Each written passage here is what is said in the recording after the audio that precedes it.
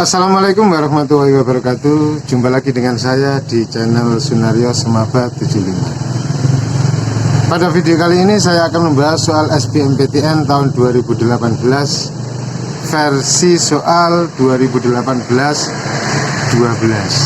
dengan kode soal 2. Namun sebelum saya lanjutkan untuk membahas soal nomor 72 ini, saya ingatkan sekali lagi bagi kalian yang belum subscribe channel Sunario Semaba 75, saya persilakan untuk segera subscribe agar mendapatkan video-video terbaru dari saya. Baiklah, langsung saja kita bahas soal nomor 72. Soal nomor 72 adalah kalimat manakah yang salah satu katanya ditulis secara tidak tepat.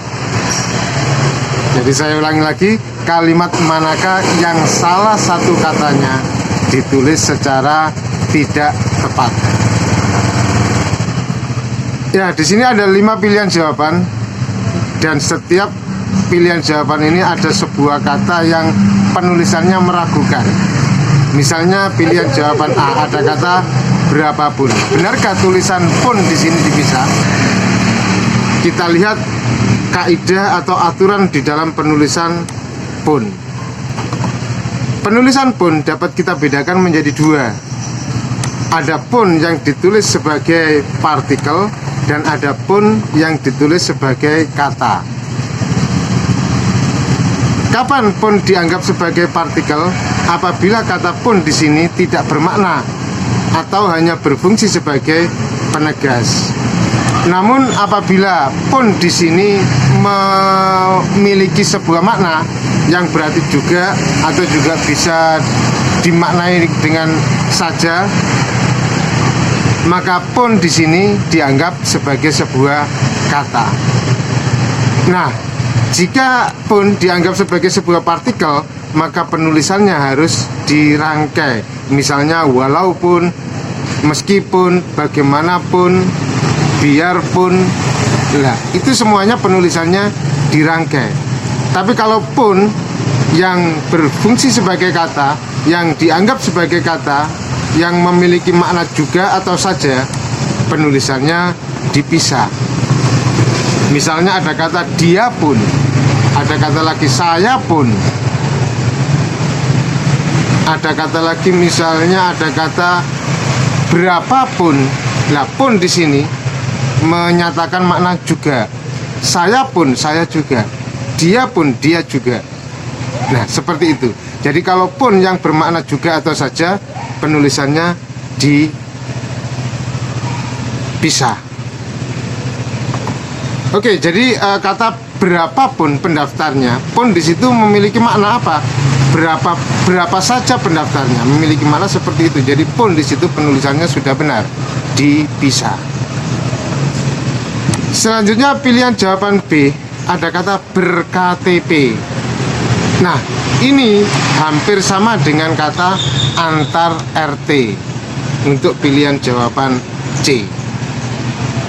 Bagaimana penulisannya? Apakah sudah benar seperti itu? Kita lihat untuk penulisan imbuhan, kaidah penulisan imbuhan. Jadi yang perlu diingat di sini, penulisan imbuhan dan penulisan unsur gabung yang tidak dapat berdiri sendiri bila tidak memungkinkan dirangkai dengan kata yang mengikutinya, maka penulisannya menggunakan tanda hubung. Saya ulangi lagi, penulisan imbuhan dan penulisan unsur gabung yang tidak dapat berdiri sendiri bila tidak memungkinkan dirangkai dengan kata yang mengikutinya, maka penulisannya menggunakan tanda hubung. Nah, jadi di sini antar RT, kata antar di sini adalah sebuah unsur gabung yang tidak mampu berdiri sendiri. Keberadaannya kata antar di sini penulisannya harus dirangkai dengan kata yang mengikutinya. Sementara kata yang mengikutinya adalah RT. R dengan menggunakan huruf kapital, maka tidak mungkin di sini penulisan antar RT harus dirangkai. Sehingga di sini perlu menggunakan tanda hubung. Begitu juga dengan imbuhan ber. Imbuhan ber bertemu dengan kata apapun, penulisannya harus dirangkai. Namun KTP di sini menggunakan huruf kapital. Dan huruf kapital tidak mungkin dirangkai dengan imbuhan. Oleh karena itu, untuk menuliskannya harus diberikan tanda hubung. Nah, lalu apa saja yang tergolong dalam unsur gabung yang tidak bisa berdiri sendiri itu? Di sini saya berikan beberapa contoh unsur gabung yang tidak dapat berdiri sendiri. Di antaranya adalah ada kata antar, ada kata intra, ada kata infra, ada kata ultra, ekstra, pasca, anti, pra, pro, pre, trans, adi, adi buana, adi jaya, adi luhur, dan seterusnya. Kontra, tuna, non, ab, swa, post, tes, dan seterusnya. Nah, ini adalah kata-kata atau yang dianggap sebagai unsur gabung yang tidak bisa berdiri sendiri. Sehingga penulisan kata ber-KTP dan antar RT di sini sudah benar. Jadi jawaban A, jawaban B, dan jawaban C di sini bukan jawaban yang diminta, karena di soal yang diminta adalah kalimat yang salah satu katanya ditulis secara tidak tepat. Sekarang kita lanjut ke jawaban D. Ada kata 21. Penulisan di situ sudah benar atau tidak? Ditulis dengan angka atau ditulis dengan huruf?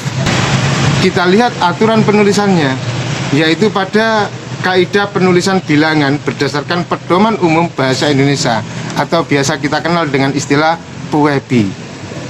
Jadi kaidah penulisan bilangan berdasarkan pada PUEBI, ejaan yang berlaku dalam bahasa Indonesia saat ini. Nah, bagaimana kaidah penulisan bilangan berdasarkan Pedoman Umum Bahasa Indonesia atau PUEBI? Ya, yang pertama, bilangan dalam teks yang dapat dinyatakan dengan satu atau dua kata ditulis dengan huruf. Ingat, satu atau dua kata ditulis dengan huruf. Jadi kalau lebih dari dua kata, misalnya ada 3, 4, 5 kata, maka penulisannya harus menggunakan angka. Misalnya 72. Nah, di sini ada 3 kata, maka harus ditulis dengan menggunakan angka. Kecuali jika dipakai secara berurutan seperti dalam perincian. Nah, kalau berurutan, misalnya perincian 5 ekor ayam, 3 ekor kambing, 4 ekor sapi, dan seterusnya, maka di situ harus ditulis dengan menggunakan angka. Kalau bukan perincian, yang kurang dari 3 kata, yaitu 1 kata atau 2 kata, harus ditulis dengan huruf. Jadi contohnya, koleksi perpustakaan itu lebih dari 1 juta buku. 1 juta di sini memiliki 2 kata, sehingga penulisannya harus dengan menggunakan huruf, bukan angka. Tapi contoh kalimat yang kedua, di antara 72 anggota yang hadir, 52 orang setuju, 52 ada 3 kata, kemudian 15 orang tidak setuju, dan 5 orang abstain. Nah, 5 orang di sini hanya 1 kata, tapi ditulis dengan angka. Kenapa? Karena berupa rincian. Nah, itu aturan yang pertama. Lalu aturan yang kedua bagaimana? Bilangan pada awal kalimat ditulis dengan huruf. Bilangan pada awal kalimat ditulis dengan huruf. Jadi awal kalimat tidak boleh menggunakan angka, harus dengan huruf. Contoh, 50 siswa teladan mendapat beasiswa dari pemerintah daerah. Nah, apabila bilangan pada awal kalimat tidak dapat dinyatakan dengan 1 atau 2 huruf, bagaimana? Susunan kalimatnya yang harus diubah. Misalnya 250 orang peserta diundang panitia, misalnya kalimatnya seperti itu. Harus dibalik, panitia mengundang 250 orang peserta. Jadi usahakan angka berada di tengah kalimat, bukan di awal kalimat, kalau bilangan dinyatakan dengan menggunakan angka. Jadi bukan atau hindari kalimat yang susunannya seperti ini, 250 orang peserta diundang panitia. Nah, hindari kalimat yang seperti ini.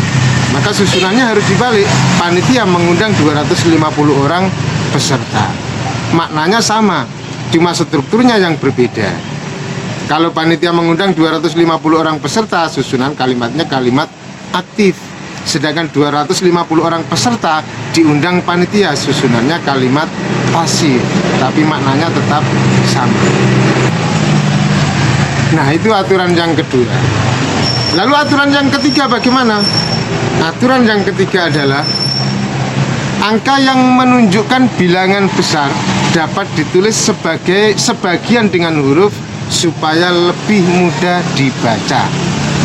Nah, di sini angka yang menunjukkan bilangan besar, misalnya apa? Bilangan jutaan, miliaran, triliunan, dan seterusnya.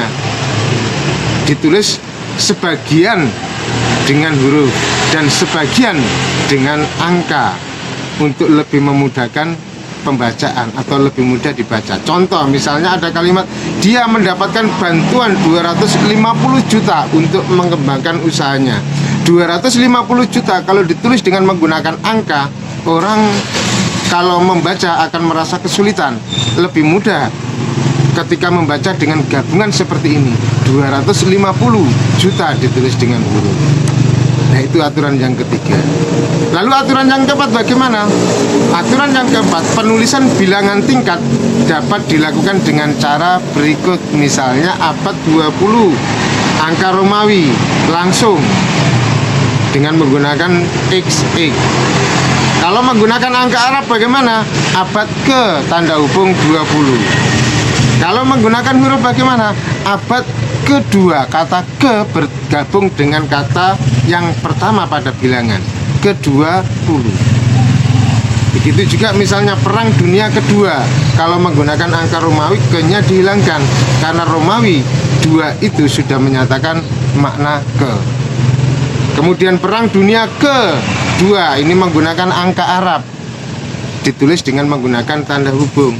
Tapi kalau misalnya ditulis dengan menggunakan huruf, perang dunia kedua penulisannya dirangkai. Nah, itu aturan yang keempat. Lalu aturan yang kelima bagaimana? Penulisan angka yang mendapat akhiran an dilakukan dengan cara berikut. Misalnya 5 lembar uang 1000-an. Jadi kalau ada akhiran an bertemu dengan angka, maka muncul tanda hubung di situ, diberi tanda hubung.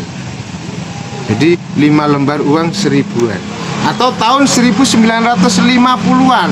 Nah, di sini juga muncul tanda hubung. Itu aturan yang kelima.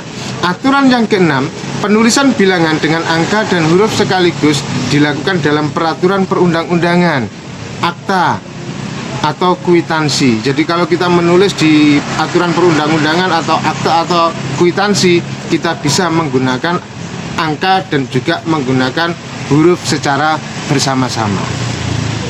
Misalnya, setiap orang yang menyebarkan atau mengedarkan rupiah tiruan sebagaimana dimaksud dalam pasal 23 ayat 2 dipidana dengan pidana kurungan paling lama 1 tahun dan pidana denda paling banyak 200 juta rupiah. Nah, di sini menggunakan angka dan menggunakan huruf yang berada di dalam tanda kurung secara bersama-sama. Lalu aturan yang nomor 7, penulisan bilangan ribuan dan kelipatannya yang menyatakan jumlah. Ingat, yang menyatakan jumlah. Kalau tidak menyatakan jumlah, penulisannya tidak mengikuti aturan ini. Yang menyatakan jumlah dipisahkan dengan tanda titik. Penulisan bilangan ribuan dan kelipatannya yang menyatakan jumlah dipisahkan dengan tanda titik. Sementara yang tidak menyatakan jumlah tanpa dipisahkan tanda titik dan tanpa spasi. Misalnya saya mempunyai 2350 ekor ayam. Nah, di sini menyatakan jumlah ayam. Tapi pada kalimat yang nomor 2, saya lahir pada tahun 2003. Nah, di sini tidak menyatakan jumlah, menyatakan angka biasa. Jadi 2003 tanpa menggunakan tanda titik karena tidak menyatakan jumlah. Begitu juga dengan nomor HP saya 081335626377 misalnya seperti itu. Nah, ini juga tidak menggunakan titik dan tidak menggunakan tanda hubung, penulisannya langsung. Itu aturan yang nomor 7. Kemudian aturan yang nomor 8, bilangan yang digunakan sebagai unsur nama geografis ditulis dengan huruf dan dirangkai penulisannya. Misalnya Kelapa 2, Raja 4, Simpang 5. Nah, di situ ada 2, ada 4, ada 5. Penulisannya dirangkai dan menggunakan huruf bukan angka meskipun hanya satu kata. Nah, itu 8 aturan penulisan bilangan yang ada di dalam Pedoman Umum Ejaan Bahasa Indonesia. Jadi mungkin kita masih ingat tadi, untuk penulisan angka yang terdiri atas 1 atau 2 kata ditulis dengan menggunakan huruf. Tapi kalau lebih dari 2 kata, misalnya 3 kata, 4 kata, 5 kata dan seterusnya, ditulis dengan menggunakan angka. Jadi jelas di sinilah penulisan 21 adalah penulisan yang salah. Sementara IF Baruntung M Hum di sini sudah benar, sehingga jelas jawabannya adalah yang D. Demikian pembahasan soal SBMPTN tahun 2018. Semoga ada manfaatnya, dan saya ingatkan sekali lagi untuk bisa mendapatkan video terbaru dari saya, subscribe channel Sunario Semaba 75. Terima kasih. Wassalamualaikum warahmatullahi wabarakatuh.